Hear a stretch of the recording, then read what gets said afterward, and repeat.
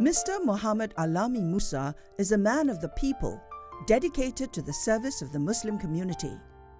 His interest in community service was sparked by his father, who was appointed Secretary of MUIS in 1969. Through interaction with my father, I saw the problems of transition and adjustment of the Singapore Malay Muslim community post-1965 separation from Malaysia, and many issues of identity, the politics of identity, issues of development of the community. From being a student leader involved in thinking of strategies to develop the Muslim community, Mr. Alami went on to mobilize Muslim professionals through the formation of the Association of Muslim Professionals, or AMP. As a founding member and chairman of AMP, Mr. Alami worked to uplift the community through various training, empowerment and education programs. Some of the programs he initiated included education programs for preschool children, training for workers, as well as the setting up of a family service center. He emphasized a lot from childbirth to school. Mercu and Rima was also set up to benefit the community in general. Besides education, another view that comes from the ground. After AMP, Mr. Alami spent a decade as a full-time president of MUIS from 2003 to 2013. It was a challenging time for the Muslim community in Singapore, with threat of global terrorism and the Jama'ah Islamiyah arrests, as well as the challenge of rising religiosity. How do Muslims in Singapore lead their Islamic life in the secular, modern, multi-religious society and country like Singapore?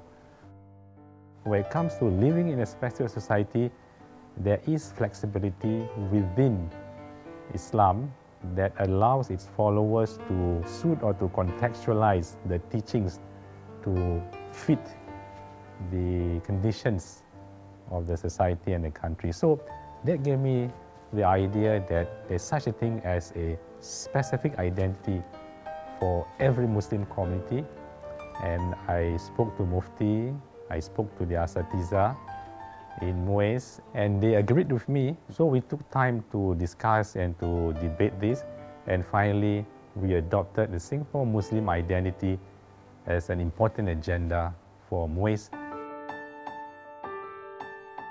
That initiative led to the eventual publication of the Singapore Muslim Identity that affirms that there is no conflict for Muslim Singaporeans to be true to their faith and at the same time loyal to their country. During his tenure as president of MUIS, Mr. Alami was also the driving force behind efforts to foster better understanding between Muslims and non-Muslims. Among the key initiatives was the setting up of the Harmony Center in An-Nahada Mosque, which has become an icon and a reference point not only for visitors of various faiths from Singapore, but also from overseas. Mr. Alami was also instrumental in organizing interfaith conferences in Singapore. That was the time when the then Archbishop of Canterbury was coming. And that was how the building the bridges started from there, to create opportunities for some of our more learned people in both communities to study common concern issues in depth, to build up the process where they can learn to trust one another. The talk was held on 7th of January this year, and the speaker was Professor Julius Lipner, and it was a roaring success. The next talk would be on Buddhism by a Harvard professor. That is when I realized that he is seriously working towards interreligious harmony. Apart from promoting interfaith understanding and cooperation, Mr. Alami placed great emphasis on developing Asatiza, who not only have a strong understanding of Islam, but also a progressive worldview. Di bawah beberapa program yang diaturkan. Antaranya adalah skim ARS, Asatidzah Recognition Scheme. Alhamdulillah, walaupun mungkin pada peringkat pertamanya ada beberapa perkara yang tak dapat kita atasi, tetapi Alhamdulillah dengan sokongan, bantuan dan kerjasama baik daripada Encik Alami Musa sendiri, Alhamdulillah perkara ini dapat kita usahakan sampai sekarang ini. Sekalipun sekarang ini Encik Alami bukan sebagai lagi Presiden Eksekutif MUIS, tetapi beliau masih lagi menyokong skim ini untuk terus berjalan dan mencapai matlamatnya. From training asatisa to reaching out to other religions and nurturing the Muslim community, Mr. Alami's achievements would not have been possible without the support of his family. We sort of already made this pact, before we got married, that he is going to be very involved in community work, and he wanted me to understand what he would be going through. So I was very prepared for that. And though I was also working, I also gave him my full support whenever he needed.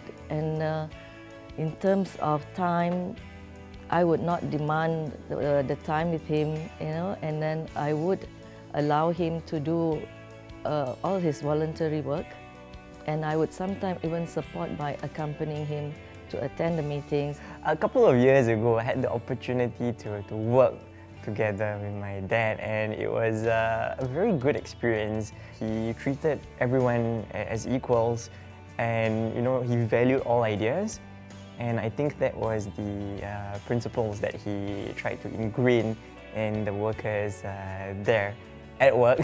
He believes in volunteerism and giving things for free, but at the same time, it's not for recognition. Yeah, so I think that's an important message that he conveyed.